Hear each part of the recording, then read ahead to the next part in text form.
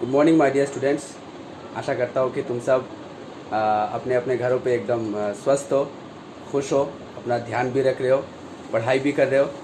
और आज का जो ये जो लेक्चर है, ये लेक्चर तुम लोग मेरे साथ कंटिन्यू करने के लिए एकदम पूरी तरह से तैयार भी हो। मैं 2-3 दिन के बाद आज का ये वीडियो लेक्चर तुम लोगों के लिए फिर से लेके आया हूँ। जो चैप्टर हमने शुरू किया था, चैप्टर नंबर 7 ऑल्टरनेटिंग करंट, उसी चैप्टर का आज मैं कंटिन्यूएशन लेके आया हूँ। हमने सीरीज़ एलसीआर सर्किट तक हमने कर लिया था, सीरीज एलसीआर सर्किट तक हमने देख लिया था। उसके बाद हमने सीरीज एलसीआर सर्किट से हमने इम्पीडेंस भी निकाला, उसके बाद हमने रेजोनेंस भी देखा, ठीक है, इलेक्ट्रिकल रेजोनेंस भी हमने देखा। तो यहाँ तक हमारा लगभग फिनिश हो गया है, ठीक है। और 2-3 टॉपिक बाकी है, तब हमारा ऑल्टरनेटिंग करंट यानी चैप्टर नंबर 7 भी हमारा कंप्लीट हो जाएगा। और चैप्टर नंबर 7 के बाद सिर्फ एक ही चैप्टर बाकी रह जाता है, हमारा इलेक्ट्रोमैग्नेटिक रेडिएशन। यही चैप्टर हमारा बाकी रह जाएगा, सॉरी इलेक्ट्रोमैग्नेटिक वेव्स, यही चैप्टर हमारा बाकी रह जाएगा। तो ये चैप्टर अगर बाकी हो गया तो तुम लोगों का फर्स्ट वॉल्यूम जो है एकदम पूरी तरह से ख़त्म हो जाएगा, ठीक है। तो चलो, आज का ये टॉपिक बहुत ही इंटरेस्टिंग टॉपिक है। ये टॉपिक आज हम शुरू करते हैं, ठीक है। चलो, तो आज का टॉपिक है हमारा average power in an AC circuit. AC circuit का एसी सर्किट दो की है, either resistive circuit, capacitive circuit और इंडक्टिव सर्किट, ठीक है, और सीरीज एलसीआर सर्किट। तो हम सिर्फ यहाँ पे क्या कंसीडर करेंगे, यहाँ पे हम सिर्फ दो ही केस कंसीडर करेंगे, AC circuit containing resistance and AC circuit LCR, ठीक है। एलसीआर एसी सर्किट पे हम एवरेज पावर हम निकालेंगे और रेजिस्टिव एसी सर्किट पे हम एवरेज पावर निकालेंगे, ठीक है। अच्छा, तो हम लोग जानते हैं, वी नो दैट, हम लोग जानते हैं power is equals to rate of change of work done, dw by dt। We know that power is equals to dw by dt, rate of change of work done है तो हम जानते ही है। तो पावर इक्वल्स टू क्या हो गया हमारा, sorry work done equals to क्या हो गया हमारा, work done dw equals to हो गया हमारा p dt, ठीक है। Work done dw equals to हो गया हमारा p इंटू dt, ओके। अच्छा, इसको हम इक्वेशन नंबर 1 दे देते हैं, ठीक है। अच्छा, नाउ इलेक्ट्रिकल पावर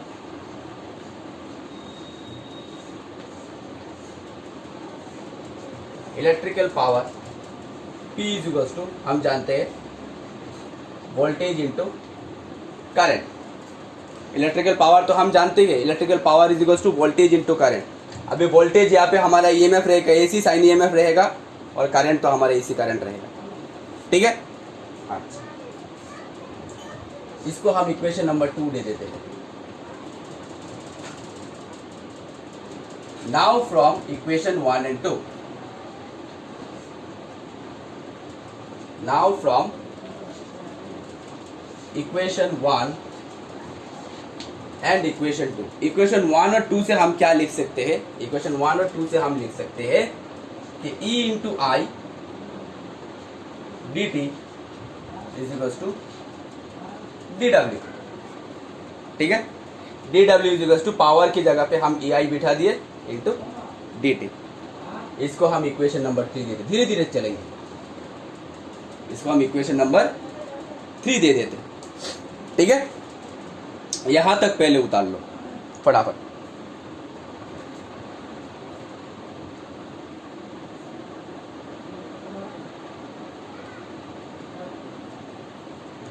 मैंने कहा था इस चैप्टर पे भरपूर न्यूमेरिकल्स है, भरपूर हमारा मैथमेटिकल कैलकुलेशंस है, इसीलिए हम धीरे धीरे चलेंगे, ठीक है। अच्छा, तो अभी एक काम करते हैं,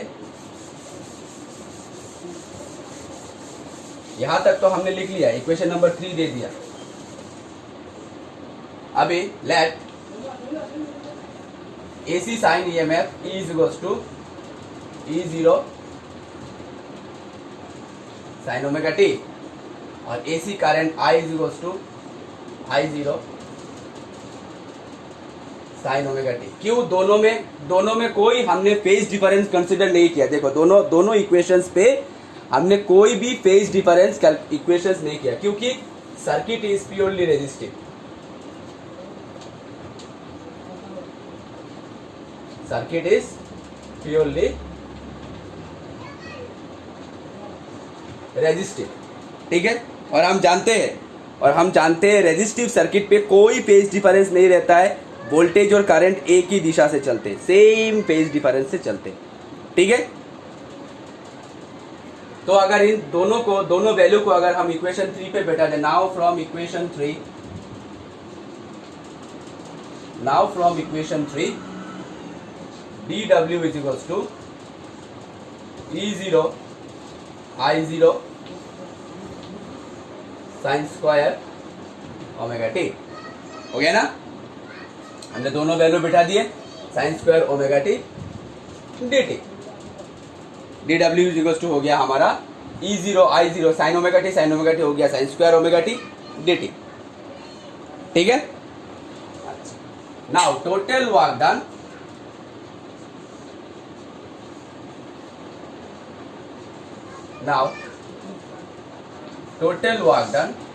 W इज इक्वल्स टू, हम dw को इंटीग्रेट करेंगे 0 to W is equals to E0 I0 peak value है, ये कांस्टेंट है, दोनों इंटीग्रेशन के बाहर चला आएगा। तो E0 I0 इंटीग्रेशन रहेगा 0 to T,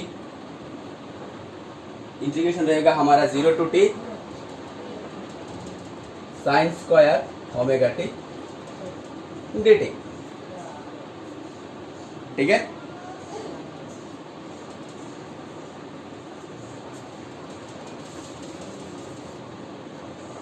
ठीक है,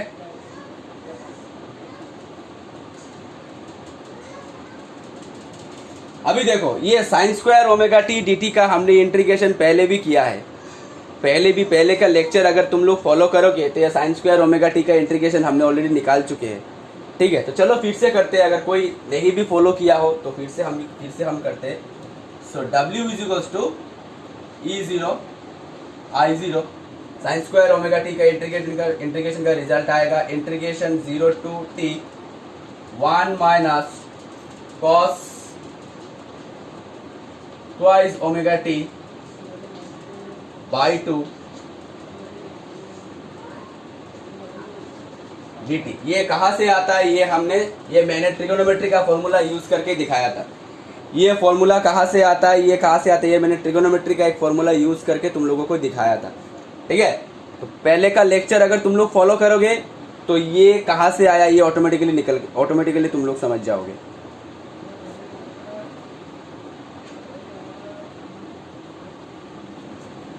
ठीक है, यहां तक उतार लो।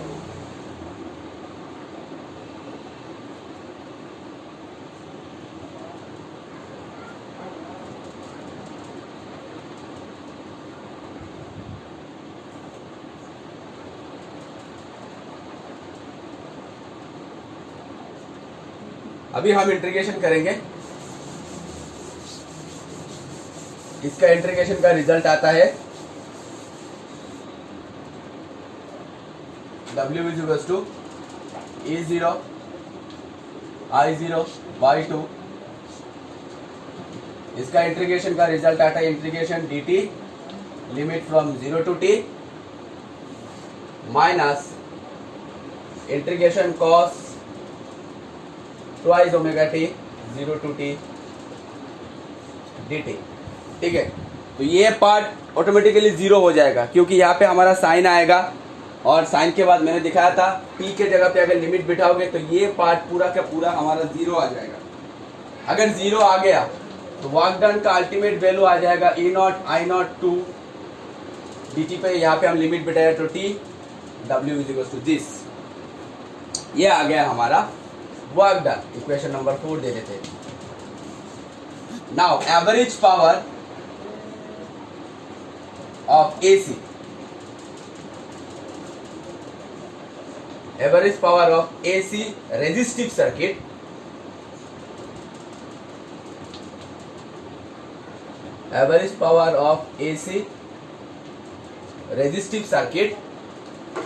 P average is equals to work done per unit time। ये तो हम जानते हैं, power is equals to work done by time.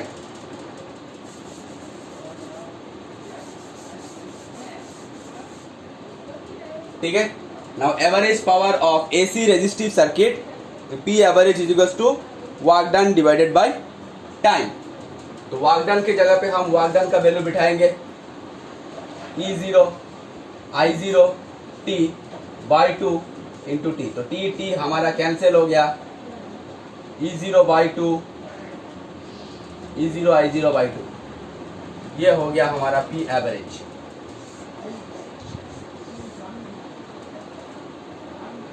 ठीक है,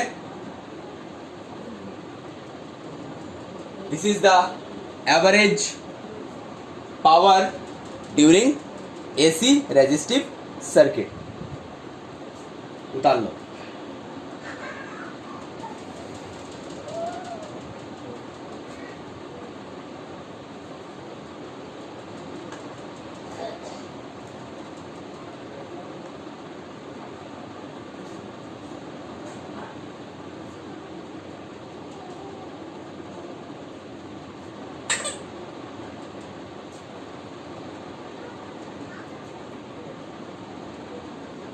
ओके, चलो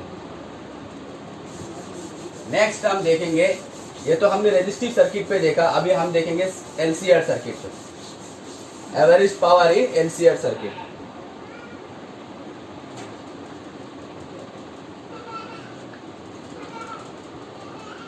average power in LCR circuit. ठीक है, हेडिंग डालो।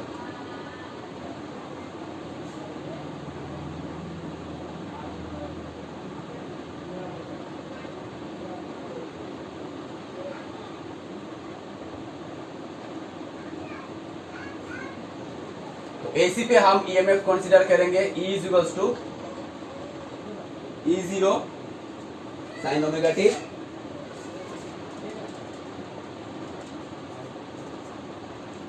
E is equals to E0 sine omega T, और करंट कंसीडर करेंगे I is equals to I0 sine, यहाँ पे हम एक फेज डिफरेंस पाई कंसीडर करेंगे, क्योंकि एलसीआर सर्किट पे इंडक्टर भी है, कैपेसिटर भी है, तो फेज डिफरेंस तो रहेगा ही हमारा। रेजिस्टेंस के लिए करंट और वोल्टेज तो सेम डायरेक्शन पे, इंडक्टर पे करंट 90 डिग्री पीछे चलता है वोल्टेज से, और कैपेसिटर पे, कैपेसिटिव एसी सर्किट पे करंट वोल्टेज से 90 डिग्री आगे चलता है। ठीक है, तो इसीलिए हमने एक फेज डिफरेंस फाई कंसीडर किया, ये आगे पीछे चलता रहेगा। ठीक है, तो I is equals to I0 sine omega T minus phi. तो power P is equals to dW by dt, पहले की तरह ही dW इज इक्वल्स टू हो गया हमारा P dt। तो P के जगह पे हम EI बिठाएंगे, यानी हो गया हमारा E0 I0 sine omega T into sine omega T minus phi dt। ठीक है, ये हो गया हमारा P और ये हो गया हमारा dt। ठीक है, तो एक काम करते हैं, इसमें थोड़ा मैनिपुलेशन करते हैं। E0 I0 sine omega T sign omega T, यहाँ पे साइन ए माइनस बी का फॉर्मूला यूज करते हैं। ट्रिगोनोमेट्री का साइन ए माइनस बी का फॉर्मूला हम तो जानते हैं। साइन ए माइनस बी का फॉर्मूला क्या है? Sign A cos B minus cos A sine B. तो यहाँ पे हम सेम फॉर्मूला यूज करेंगे, sign A cos B minus cos A sine B dt। ठीक है, ये हमने साइन ए माइनस बी का फॉर्मूला यूज किया, उसके बाद हमने dt लगा दिया। यहां तक पहले उतार लो धीरे धीरे। ये मैथमेटिकल कैलकुलेशन थोड़ा लंबा है, हम धीरे धीरे करेंगे।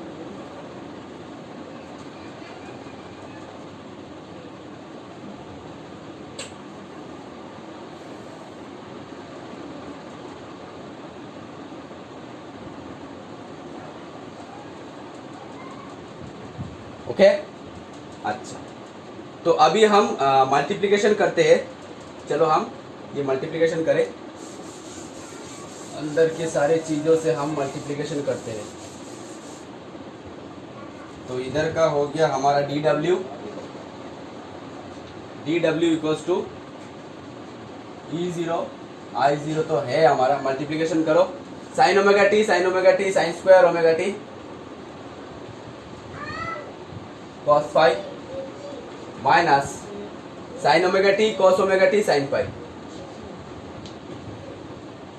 Sign omega T cos omega T sine pi, ये ब्रैकेट कैंसिल dt। समझ में आया ना multiplication? Sine omega T sine square omega T cos pi, sine omega T cos omega T sine pi dt। ठीक है, अच्छा। तो अभी देखो, तो ये तो हो गया हमारा डी डब्ल्यू। अभी हम w is equals to integration D W limit from 0 to w। अभी इसको हम इंटीग्रेशन करेंगे, तो इंटीग्रेशन पे हमारा E not I not constant integration के बाहर चला आएगा, इंटीग्रेशन रहेगा पूरा इसके ऊपर। तो ये हो गया हमारा sine square omega T cos phi minus sine omega T cos omega T sine pi dt। समझ में आया इंटीग्रेशन? पूरा इंटीग्रेशन हमारा इसके ऊपर रहेगा। अच्छा, तो ई नॉट आई नॉट हमारा कांस्टेंट है, ई नॉट आई नॉट हमारा कांस्टेंट है।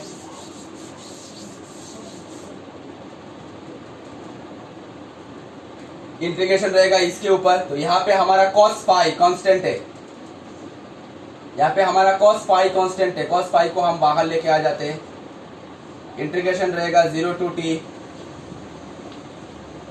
Sign square omega T. ठीक है, और यहाँ पे हमारा साइन फाई कांस्टेंट है, बाहर लेके आते हैं, इंटीग्रेशन रहेगा 0 to t sine omega T cos omega T. ठीक है, यहाँ पे dt लगाते हैं और यहाँ पे हमारा dt। समझ में आया?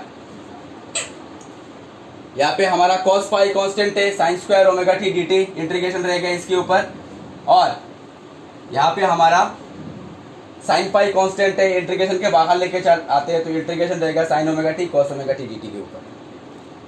ठीक है, तो E0 I0 cos फाई। ठीक है, इसका तो हम रिजल्ट जानते हैं, थोड़ी देर पहले भी हमने किया है, इसका रिजल्ट हम जानते हैं, तो इसका रिजल्ट हम बिठा देते हैं डायरेक्टली t माइनस 0। ठीक है, 1 minus cos twice omega T आएगा, 1 minus cos twice omega T आएगा। उसके बाद हम इंटीग्रेशन अगर करें, मैंने शॉर्ट कर दिया, डायरेक्टली हमारा रिजल्ट आएगा t माइनस 0 लिमिट बिठाने के बाद। और यहाँ पे थोड़ा हम मैनिपुलेशन करते हैं, साइन पाई बाई 2 लेके आते हैं, इंटीग्रेशन 0 टू t, और यहाँ पे हम लिखते हैं 2 sign omega T cos omega T dt। समझ में आया? यहाँ पे हम बाहर एक 2 लेके आए और अंदर हो गया हमारा 2 sign omega T cos omega T dt। देखो, अभी कोई फिजिक्स नहीं चल रहा है, अभी सिर्फ और सिर्फ मैथमेटिकल कैलकुलेशन चल रहा है, सिर्फ मैथमेटिक्स चल रहा है।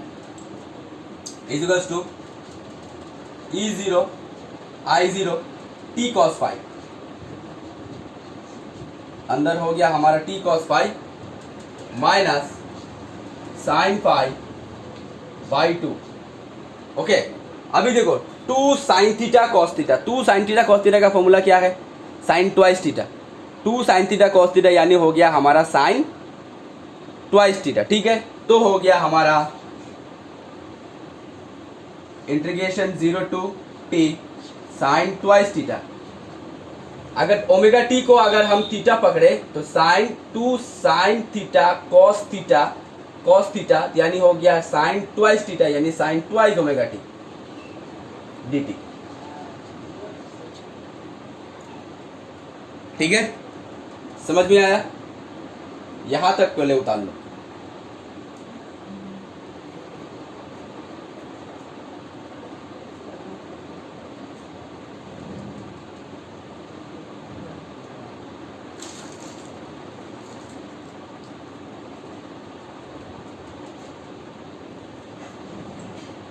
Okay.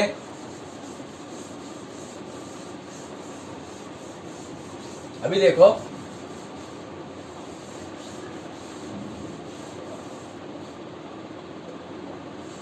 D W is equal to E0 I0, ये अंदर हमारा टी कॉस फाई रह गया माइनस साइन फाई बाई 2, ठीक है। और integration sine twice omega T का रिजल्ट क्या है? Integration sine twice omega T का रिजल्ट क्या है? Integration sine twice omega T का integration sine X DX, integration sine X DX का रिजल्ट क्या है? इंटीग्रेशन साइन एक्स डीएक्स का रिजल्ट है कॉस एक्स, ठीक है। तो हो गया हमारा cos twice omega T divided by twice omega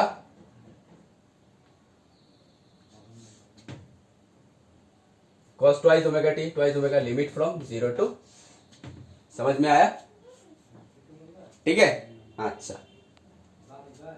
तो E0 I0 T cos five, हाँ अंदर यहाँ पे एक डिवाइडेड बाई 2 रहेगा, मैं भूल गया, यहाँ पे एक डिवाइडेड बाई 2 रहेगा, क्योंकि यहाँ तो हम T2 तो पहले कॉमन लेके आए, तो यहाँ पे डिवाइडेड बाई जहाँ पे मैंने डिवाइडेड बाई 2 मिस किया वहां पे डिवाइडेड बाई 2 बिठा देना, माइनस साइन पाई बाई 2, ठीक है। ये 2 बाहर लेके आ जाते तो 4 ओमेगा, लिमिट बिठाओ, cos twice omega capital T minus cos 0, ठीक है। अच्छा, तो E0 I0 T cos five by 2 into sine 5 divided by 4 omega into cos, omega का वैल्यू बिठाओ, 2 तो है, ओमेगा का value twice pi by T, omega का वैल्यू है ट्वाइस पाई बाई टी, यहाँ पे माइनस रहेगा,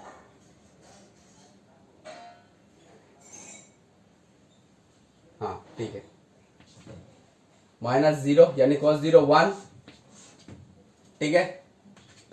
तो E0 I0 T cos five by 2 minus ये टी कैंसिल, ये देखो साइन कॉस 4 पाई 1, ठीक है, cos pi minus 1 twice pi plus 1, 3 pi minus 1 4 pi plus 1 minus 1 plus 1 minus 1 plus 1, तो कॉस 4 पाई प्लस 1, ये 1 और ये माइनस 1 हो गया 0, यानी sine 5 divided by 4 omega into हो गया हमारा 0, समझ में आया ना? कॉस 4 पाई प्लस 1, तो ये 1 और ये माइनस 1 0 हो गया, तो अल्टीमेटली हमारा रह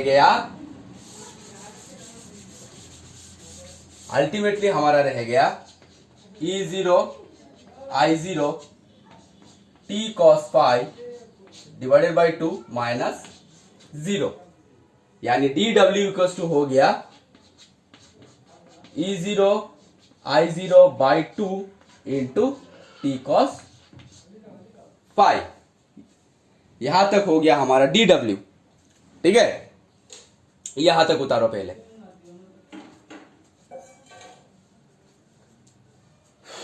बहुत ही लंबा वाला कैलकुलेशन है,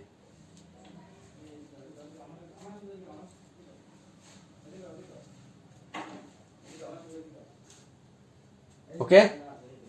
तो DW निकल गया, तो अभी हमारा एवरेज पावर निकालना होगा। तो average power equals to P average is equals to DW नहीं, W निकल गया, इंटीग्रेशन किया था हमने W, average power is equals to work done per unit time. अभी वर्क डन का वैल्यू बिठाओ, E0 I0 by 2 into T cos 5, तो T cancel, E0 I0 by 2 cos phi, P average.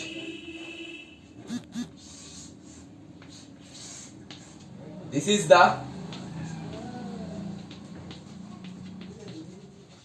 average power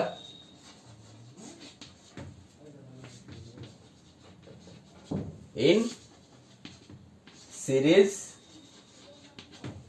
LCR circuit. ठीक है, this is the average power in series LCR circuit. उतार लो।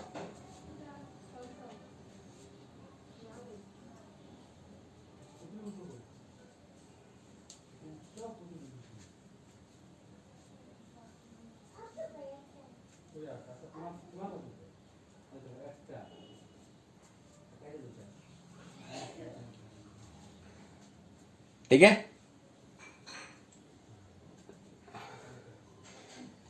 एक दो note दिखते हैं।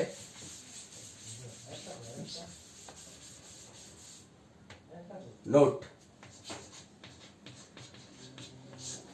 Average power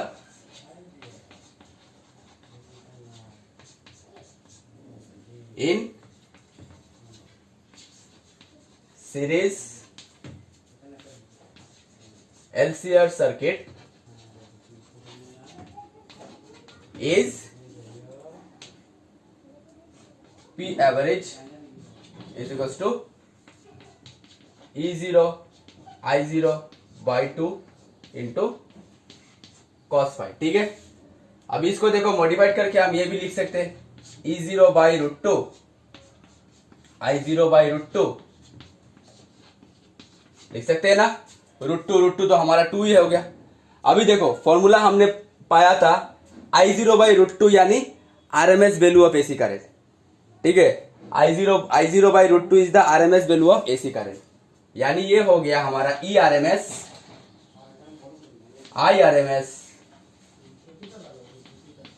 cos phi।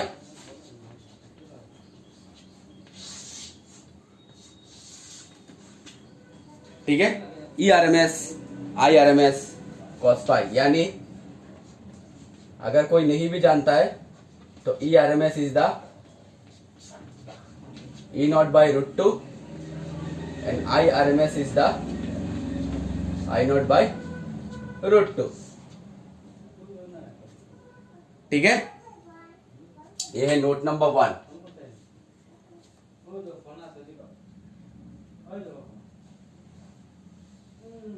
ये है note number 1।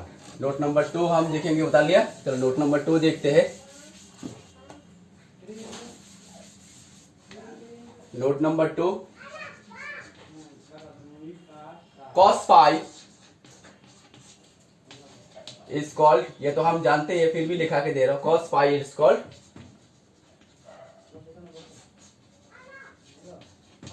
Power factor of AC circuit. ठीक है, cos phi is called power factor of AC circuit.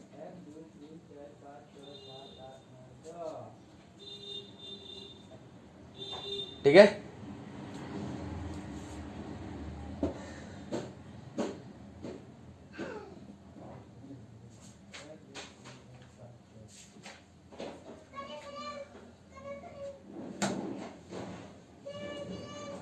तो स्टूडेंट्स आज का लेक्चर यहाँ तक ही समाप्त करते। नेक्स्ट सेशन पे हम LC ऑसिलेशन, ट्रांसफार्मर ये हम कंटिन्यू करेंगे। शार्पनेस, क्यू वैल्यू ये सब रह गया है, ये सब कंटिन्यू करेंगे। तब तक के लिए अपना ध्यान रखो, पढ़ाई करते रहो और तुम लोग प्रैक्टिस करते रहो। ठीक है, stay safe, stay at home. Thank you so much.